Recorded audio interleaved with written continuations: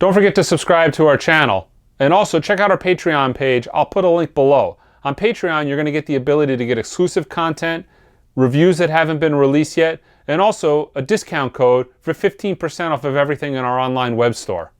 Hi, I'm Mike, owner of the In-Groove in Phoenix, Arizona. Today I'm going to do a couple more unboxing videos from the Mega Singles collection. We're getting down there, making some progress on this collection. Two boxes we're going to do, box 42 and 92. This collection was 30,000 singles, mostly punk, new wave, 70s until the last couple of years. So there's a lot of variety in this collection, and it's been fun going through it. Both of these boxes, I haven't seen a record in them. I have no idea.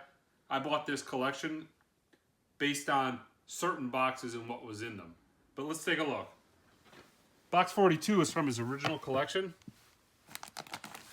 So this is going to have a lot of the older stuff in it. And by older, I mean you're looking at like 92, back to when he first started collecting.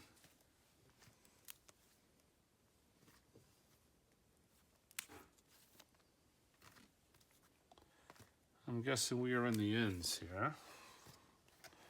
Box 42.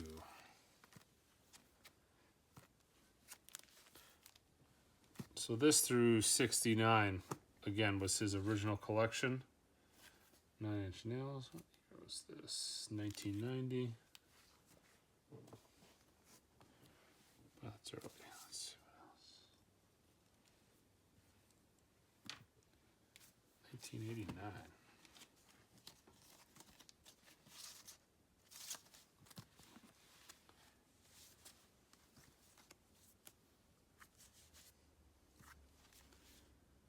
And the Corvettes. Actually, I found one of those in another box, so there is a little bit of duplication.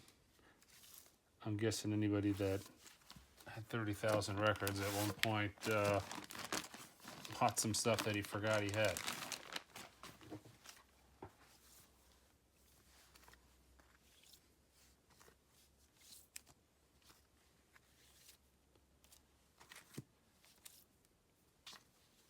Let's see. Nirvana Lithium.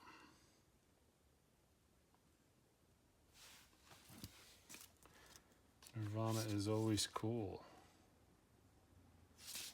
Very easy to sell. One of the most collectible bands of all time.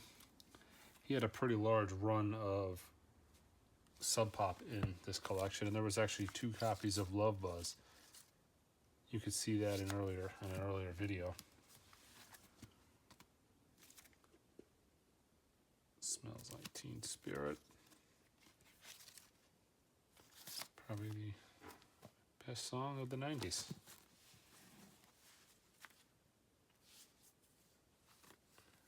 The Nips. 1919.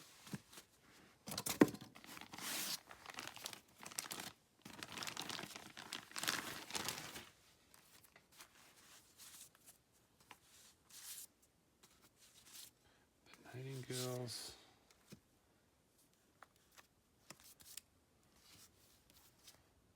Nico.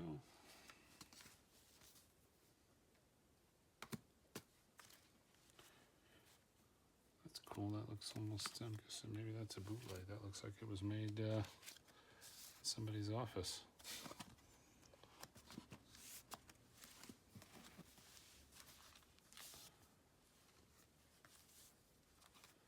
Stevie Nicks.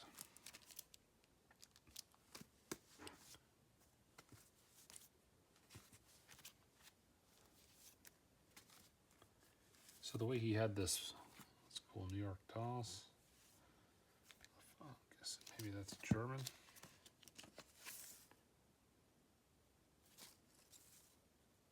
Yeah, made in Germany. The way he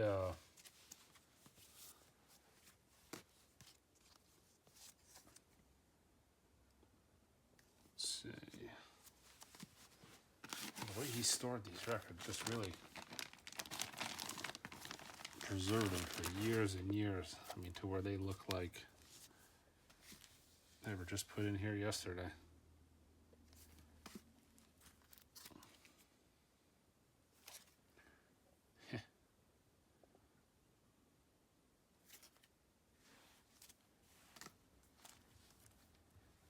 Klaus Nomi. I am probably going to keep all these. I actually love Klaus Nomi. I played in the store all the time, and it draws a lot of looks.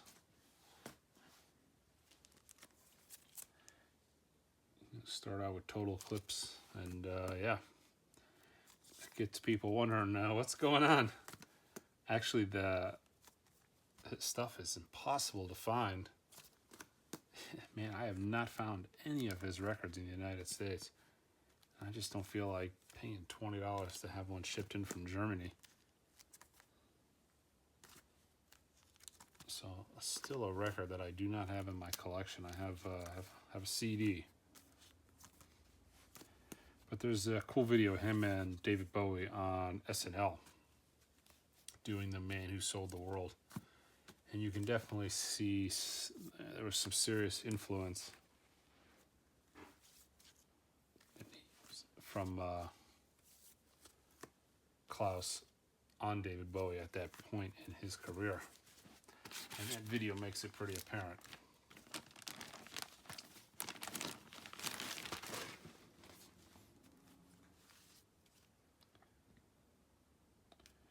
Yeah, comes with a little umbrella for your cocktail.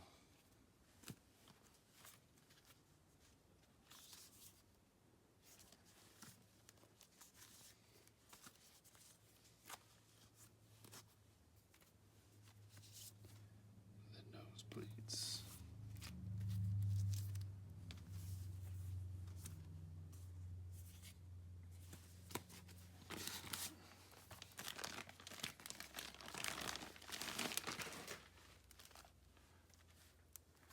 Gary Newman.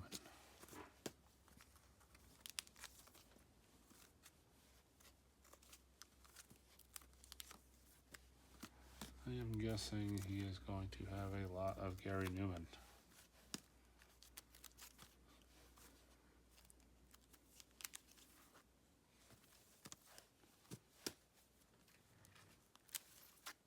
Cars. I think that is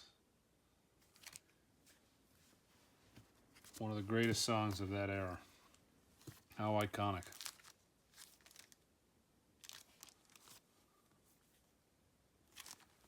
By Army. He was actually in town not maybe a year or two ago at a venue in town here called the Crescent Ballroom that is, God, he holds 100 people. And I really wanted to go to that show, but something came up, I don't remember. And I missed it. But that would have been a really good show. Every show at that venue is good, actually. I had tickets to go see the Sonics there, and they canceled the tour right before that show, and I am thinking I am probably never going to see them again. I don't think, maybe you probably will never see them play again.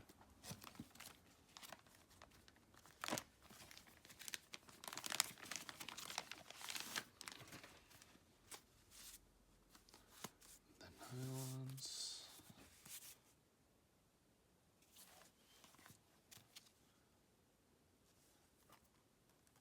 The Nuns.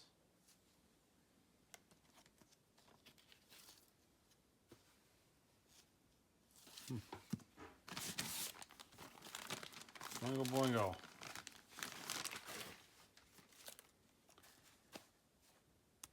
One of my favorite bands of the 80s. Would love to see a reunion. They were doing a reunion at Coachella, right? Danny Elfman was going to join the band on stage.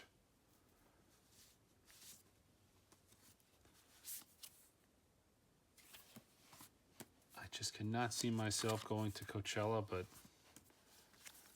my wife was, we gotta go. She loves Danny Elfman. She's actually a big soundtrack fan. And her collection consists of soundtracks. She likes movie soundtracks. She's a big movie fan. More so than music, I would say, in the house. I'm into music, and she's more into movies. And she gravitates towards the soundtracks, and if you are a soundtrack fan, you are going to have a lot of Danny Elfman in your collection. And she wants to go, but I'm guessing that was canceled, right? Rico Kasich died not too long ago. Very sad. That was a band I would have loved to see, but before my time, and they had a little reunion. They did, I think, 13 shows to support their last album, and that was it. So this is box 92, which will be kind of his second or third attempt at, kind of a third representation of his collection at that time. So this is going to be, I would imagine, mostly 90s stuff.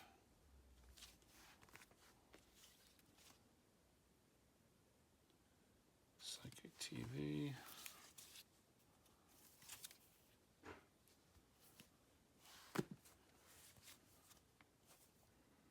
I had a Psychic TV record.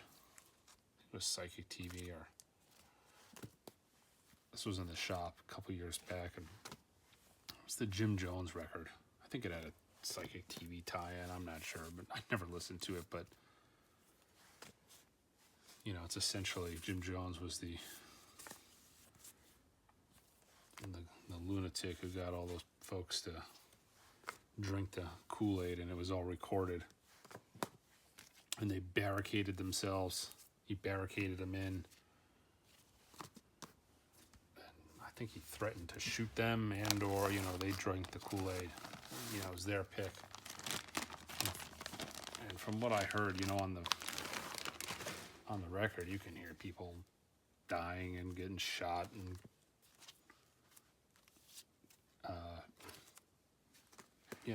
it's horrible.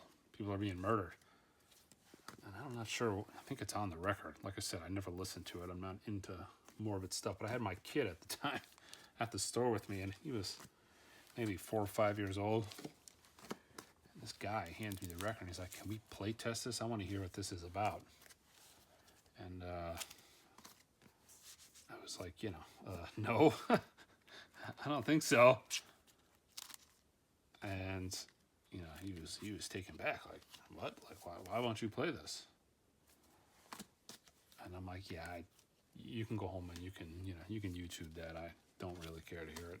I don't care if I sell the record or not. But he was not happy that I would not play Jim Jones murdering a bunch of people. Not my cup of tea.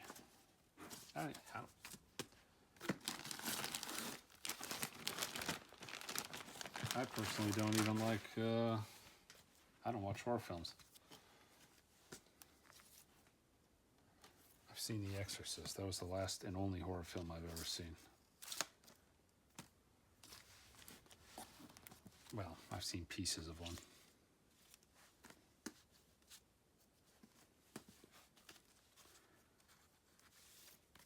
I was dating a girl, I think, 15 years ago. Went to a movie with her, with my best friend. We've been dating for a little while. And they convinced me, Papa Lead Itself, number 25. They convinced me to go to one of the Saws. Give the horror genre another try. All right. And I think I watched 10 seconds of it. I walked out and went and watched, what was that? Yeah, the Scorsese film, The Departed. Went and saw The Departed for the second time. And I left my date and my best friend in there to watch the movie together. But yeah, my idea of entertainment is, sitcom on TV. Get a couple laughs, go about your business. Purple Pants. I definitely have to hear that. I've never seen that before. Jeebies, heebie-jeebies. Heebie-jeebies.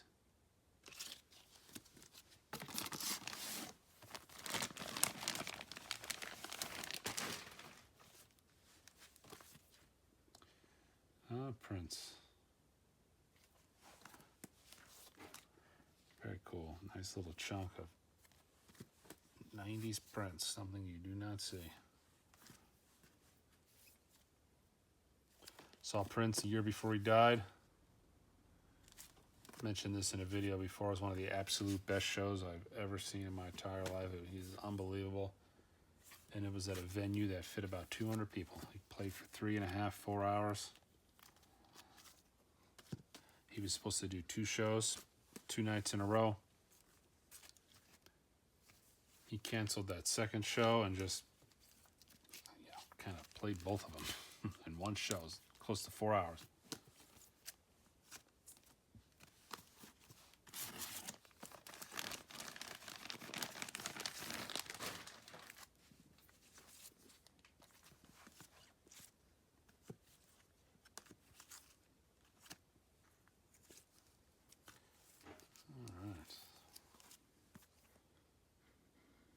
Some of these later boxes are pretty bland, but this actually, this is a pretty solid box. Normally this wouldn't be the kind of videos that I would do for my YouTube channel. I think these are lame videos, actually. These sit here and look at me look at stuff, but I thought this would be kind of a cool, if you're going to do it, this is a killer collection to do it, because there's very few collections that are this well curated and this massive. Look at that. Ramones. Very few collections, like I said, that are this massive, this well put together, the shape that this is in, the high caliber pieces that are in this. And this is, the stuff that I found in this collection has been amazing. And it wasn't stuff that was purchased by somebody buying high-end records later and after the fact. This is somebody who was buying this stuff for $3, $4 a piece when it was brand new. And everything is just so clean. So I had to film this. I've been buying record collections for a long time. The replacements. And these are not collections that come up for sale very often. A, because they don't exist. And B, a lot of times people like to, this little chunk of REM, people like to break, when they do sell them, they typically sell them themselves. So to see a collection of this quality and this size is, it's unbelievable. What is that?